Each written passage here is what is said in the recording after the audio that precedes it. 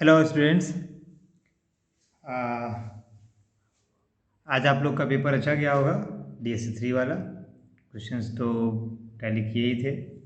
अब हम लोग DSC 4 की तैयारी में जुटते हैं। DSC 4 का अपलोड कर रहा हूँ और ढेर सारे स्टूडेंट्स का मैसेज और फ़ोन आ रहा है कि सर जल्दी अपलोड कीजिए। तो चलिए ठीक है, हम लोग अपलोड करते हैं अब।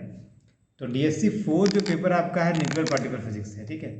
और न्यूक्लियर पार्टिकल फिजिक्स में सिलेबस को तो काफ़ी कुछ इस कोरोना काल में, कोरोना के समय में चेंज किया गया है, रिड्यूस किया गया है, कुछ हटाया गया है।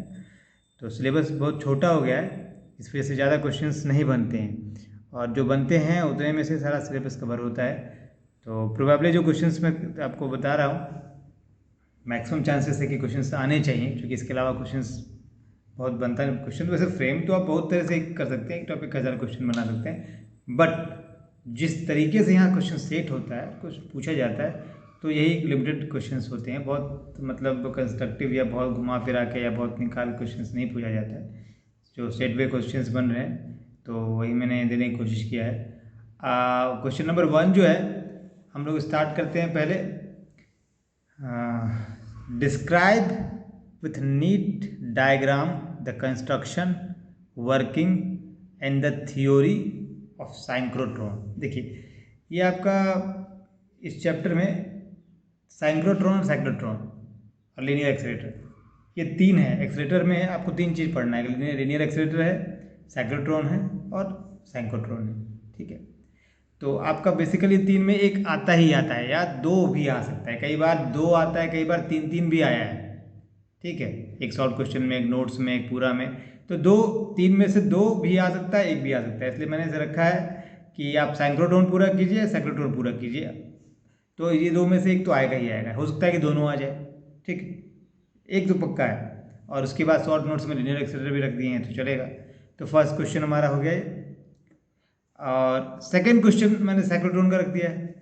Give principle, construction and limitations of cyclotron. मतलब साइक्लोट्रॉन, साइक्लोट्रॉन और साइक्लोट्रॉन, इन दोनों में से कोई एक आएगा या दोनों ही आएगा, ठीक है। दोनों को अच्छे से कर लीजिए। और ऐसा कीजिए कि से ऑब्जेक्टिव भी अगर आता है, तो जब आप पढ़ रहे हैं तो समझ के पढ़िए। आपको इसलिए मैं लास्ट मोमेंट पे ये दे रहा हूँ ताकि आप अब तक अपना सिलेबस कवर कर चुके हैं। मैंने भी क्लास में जो करवाया है, ये दोनों करवाया भी था, तो आप उसको समझिए। चूँकि ऑब्जेक्टिव आएंगे तो यही से जो आपका लॉन्ग क्वेश्चन है, यही सबसे आपके ऑब्जेक्टिव्स आने वाले हैं, ठीक है। इसके कॉन्सेप्ट अगर आपने पढ़ा है तो ऑब्जेक्टिव आपको अपने आप बन जाएगा। और ये दो क्वेश्चन हो गए एक्सेलेरेटर से। उसके बाद से जो आपका काउंटर डिटेक्टर है, डिटेक्टर वाले पार्ट से क्वेश्चन जो है जीएम काउंटर का, ठीक है। जनरली जीएम काउंटर आता है से, और भी जो चैम्बर्स हैं, आयन चैम्बर्स और बबल चैम्बर्स, उसको हम शॉर्ट नोट्स में रख लेंगे। इसमें तीन चीज़ें, जीएम काउंटर होता है, बबल चैम्बर है, क्लाउड चैम्बर है, ठीक है। उसके बाद एक आयन चैम्बर भी होता है। तो जीएम काउंटर ज़्यादा आता है, बबल चैम्बर और क्लाउड चैम्बर को भी हम कर लेंगे शॉर्ट क्वेश्चन, पर फुल क्वेश्चन में हमारा जीएम काउंटर को रखते हैं, ठीक है। तो explain construction and working of GM का गीगर मूलर काउंटर या जीएम काउंटर, ठीक है। What is it's dead time and recovery time.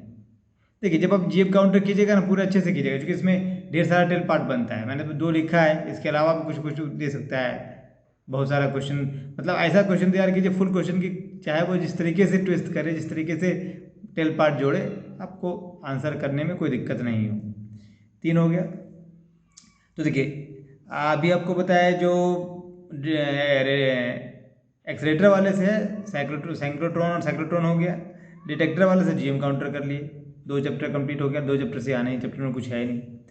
उसके बाद हम आते हैं अल्फा डीके पे। अल्फा डीके वाला एक पूरा चैप्टर इसी पे है ये। तो और ये भी आना ही आना ही है।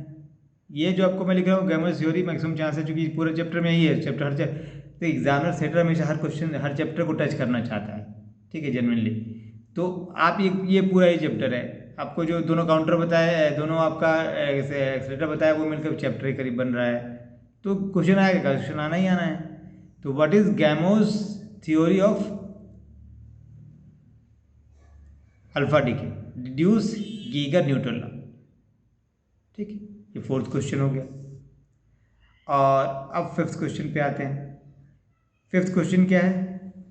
एक चैप्टर आपका इस पे है, ये पूरा चैप्टर ही है, पता कहने के छोटे छोटे चैप्टर है। तो एक चैप्टर आपका है ड्यूट्रॉन प्रॉब्लम पे, चैप्टर का नाम है ड्यूट्रॉन प्रॉब्लम। ठीक है। तो कभी शायद ये टॉपिक नया है, पहले नहीं था, पहले क्वेश्चन 2-3 साल मैंने देखा तो क्वेश्चन इसमें न्यूट्रॉन का नहीं आया है, तो पता नहीं ये नया चैप्टर है, जो पूरा चैप्टर ही है, तो इससे क्वेश्चन देख आना तो चाहिए। हो सकता है कि नहीं भी आए, बट हो सकता है कि आए भी। तो आए तो आपको न्यूट्रॉन प्रॉब्लम जो मैंने बताया क्वांटम मैकेनिकल मेथड से कैसे निकालते हैं श्रोडिंगर इक्वेशन से, आप उसको इक्वेशन उसका पोटेंशियल लिखेंगे और उसके बाद से उसको सॉल्व करेंगे, वो पूरा कर लीजिएगा। तो क्वेश्चन क्या है, discuss the theoretical description of neutron, या इसी को कह सकता है quantum mechanical model of neutron, कुछ भी। और न्यूट्रॉन प्रॉब्लम भी कर सकता है, what do you understand by neutron problem, ढेर सारी चीजें करने का तरीका है। डिस्कस इट्स सिग्निफिकेंस और आउटकम्स, ठीक है। क्या है, discuss the theoretical description of neutron, और इसी का quantum, discuss the quantum mechanical model of neutron and explain और discuss its significance and outcomes. Outcomes क्या आ रहा है, इसका रिजल्ट क्या आ रहा है, उसको थोड़ा समझ लेना है। और छठा और आखिरी क्वेश्चन जो है मेरा, वो है कॉस्मिक रेज पे। देखिए एलिमेंट्री पार्टिकल वाला जो सिलेबस पहले था, इस बार मैंने देखा है सिलेबस में एलिमेंट्री पार्टिकल्स का वो ढर्रा ही बदल दिया है। जैसे कॉस्मिक रेज के हिसाब से एलिमेंट्री पार्टिकल को पढ़ना है। जो मैं एलिमेंट्री, पहले क्वेश्चन हमेशा एलिमेंट्री पार्टिकल्स का कंजर्वेशन लॉज का हुआ करता था, उसमें स्ट्रेंजनेस, आइसोस्पिन, ये ढेर सारी चीज़ें हो सकता है क्वेश्चन उसका भी आ जाए, क्योंकि पिछले 2-3 पेपर में देख चुका हूँ कि जो सिलेबस में नहीं भी है वो भी क्वेश्चन उसका होता है। हो सकता है कि इसमें आ जाए कि एलिमेंट्री पार्टिकल क्या है बताइए, और स्ट्रेंजनेस नंबर, कंजर्वेशन लॉज को बताइए, ढेर सारे ऐसे क्वेश्चन वहाँ से बनते हैं। हो सकता है, बट चूंकि सिलेबस में नहीं है इसलिए मैंने ऐसा नहीं रखा है, एक शॉर्ट क्वेश्चन उसके लिए ऐड किया है। तो यहाँ पे अगर कॉस्मिक रे, पूरा चैप्टर कॉस्मिक रेज का ही है, पार्टिकल फिजिक्स जो बेसिकली कॉस्मिक रे और एलिमेंट्री पार्टिकल का है। तो मैंने एक क्वेश्चन फ्रेम किया उसमें, ये चूंकि ये टॉपिक भी नया ही है, जैसे कि न्यूट्रॉन वाला था ये भी नया ही है, तो हो सकता है कि इससे भी क्वेश्चन आए। पूरा चैप्टर है, बड़ा चैप्टर है कॉस्मिक रे पे। तो क्वेश्चन हमारा छठा है, what is cosmic rays, explain its importance to understand elementary particles. इसमें एलिमेंट्री पार्टिकल्स का म्यून वगैरह का नाम दे सकता है, कुछ भी लॉजिक वो जोड़ सकता है। सॉफ्ट कॉस्मिक रेज क्या होता है, हार्ड कॉस्मिक रेज क्या होता है, मतलब आपको ये कॉस्मिक रेज वाला टॉपिक कर लेना अच्छे से, ठीक है। तो क्या बताया मैंने, 6 क्वेश्चन बताए। 2 क्वेश्चन आपका एक्सेलेरेटर से, साइक्लोट्रॉन पक्का है। एक आपका काउंटर से, जीएम काउंटर, उसको भी पक्का मान के चलिए। एक आपका अल्फा डीके से, वो भी पक्का ही है, क्योंकि वही क्वेश्चन ही बनता है, ठीक है। अल्फा डीके और गीगर न्यूट्रल लॉ से डिराइव करना है। उसके बाद एक क्वेश्चन ड्यूट्रॉन प्रॉब्लम हो गया, और एक क्वेश्चन कॉस्मिक रे हो गया। ये 6 क्वेश्चन हमारे पास हो गए। अब आप आते हैं शॉर्ट क्वेश्चन पे। तो शॉर्ट क्वेश्चन पे जो चैप्टर नंबर 1 है, वहाँ से मैं सब शॉर्ट क्वेश्चन करने की कोशिश किया, क्योंकि बाकी चैप्टर जो है लॉन्ग में कवर हो जा रहा है। अगर शॉर्ट आता भी है तो वहाँ से आप कवर कर लेंगे। तो क्वेश्चन हमारा क्या है कि बाइंडिंग एनर्जी क्या है, बाइंडिंग एनर्जी पर न्यूक्लियन और मास नंबर का एक कर्व होता है, स्टेबिलिटी कर्व कहते हैं, कि आपका कर्व किस पार्ट में आपका कौन सा न्यूक्लियस होगा वो स्टेबल होगा, या स्टेबल नहीं है तो वो स्टेबिलिटी गेन करने के लिए क्या करता है, फ्यूजन का कॉन्सेप्ट मैंने बताया था। तो सारा कुछ इसी में, draw and explain binding energy per nucleon versus mass number curve. ऐसे ऐसे कर्व वाला जो ऐसे उठ के आ रहा है, जिसमें कि ढेर सारा ऑब्जेक्टिव भी बनता है। आयरन का जो होता है बाइंडिंग एनर्जी पर न्यूक्लियस से ज़्यादा होता है, सब मोस्ट स्टेबल होता है, ऐसे ही। तो ये आपका एक हो गया। फिर न्यूक्लियर फोर्स बच गया। न्यूक्लियर फोर्स क्या है, उसकी प्रॉपर्टीज़ क्या है, वो आपको ध्यान रखना है। What is nuclear force, discuss its properties.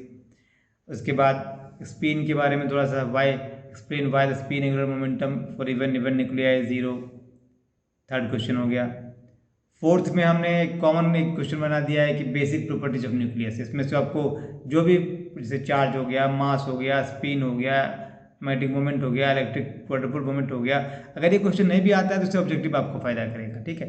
ये जो प्रॉपर्टीज है ना, charge, mass, spin, magnetic moment, electric quadrupole moment, इसे ऑब्जेक्टिव्स आते हैं ऑफ न्यूक्लियस, ठीक है। तो क्वेश्चन मैंने किया, explain the basic properties, bracket में दैट इज बेसिक प्रॉपर्टीज का मतलब charge, mass, spin, magnetic moment, electric quadrupole moment of nucleus.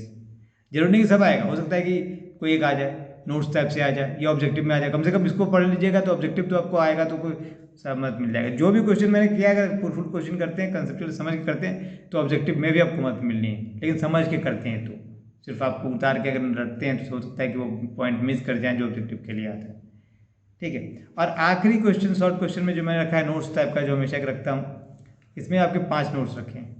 एक एलिमेंट्री पार्टिकल्स पे, दूसरा है cloud chamber and bubble chamber पे, एक गीगर न्यूटन लॉ पे, लीनियर एक्सेलेरेटर पे और बाइंडिंग एनर्जी पे। ठीक है, तो 6 क्वेश्चन हो गया लॉन्ग का और 5 क्वेश्चन हो गया शॉर्ट का, 5 में से नोट्स टाइप है। तो इतना काफ़ी है, अभी आपके पास 2 दिन का टाइम है, आप इतना अगर कर लेते हैं तो प्रॉब्ली आपके अच्छे अंक आएंगे, अच्छा मार्क्स आएगा। तो एक बार आपको मैं स्क्रीन शॉट लेने के लिए, आप ऐसे वीडियो पॉज करके भी लिख सकते हैं, वीडियो जब भी आप देख रहे हैं तो पॉज करके आप अगर क्वेश्चन लिखना चाहें तो लिख लीजिए। अगर आप अगर सिस्टम पे काम कर रहे हैं, तो अगर मोबाइल पे कर रहे हैं तो मैं इसको स्क्रीन पे लेता हूँ, आप उसको स्क्रीन शॉट ले सकते हैं। तो स्क्रीन शॉट अगर पूरा आएगा, देखिए क्वेश्चन नंबर में ऐसा रख रहा हूँ क्वेश्चन पूरा कम से कम आ जाए आपका स्क्रीन पे। तो ये पूरा आ रहा है, कुछ कट रहा है ना, चलिए मैं पढ़ देता हूँ। ये कुछ नहीं कर रहा है कंस्ट्रक्शन का, अच्छा ऐसे रखूँगा तो नहीं कर रहा। ये देखिए, ये ले लीजिए, ये फर्स्ट क्वेश्चन है, ठीक है, कुछ नहीं कर रहा है, ठीक है। फर्स्ट क्वेश्चन और सेकंड क्वेश्चन दोनों अगर आप ले सकते हैं इसमें, ठीक है, ले लिया। अब थर्ड फोर्थ कर रखते हैं।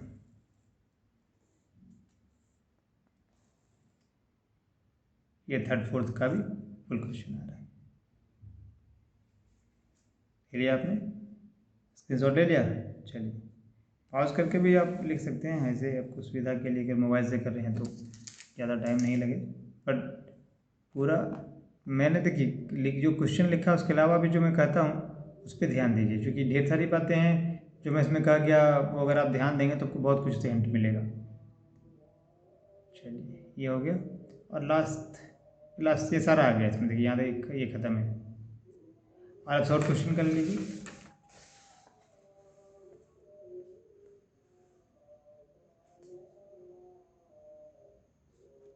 रह गया,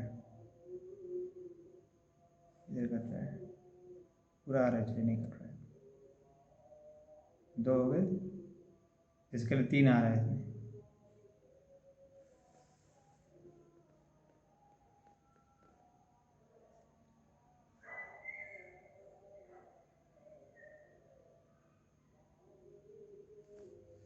और ये आपकी नोट्स वाला। चलिए इसी के साथ होप करते हैं कि आप अच्छा करें और इतना क्वेश्चन कम से कम जरूर तैयार कर लें तो अच्छा रहेगा। चलिए ओके, बाय।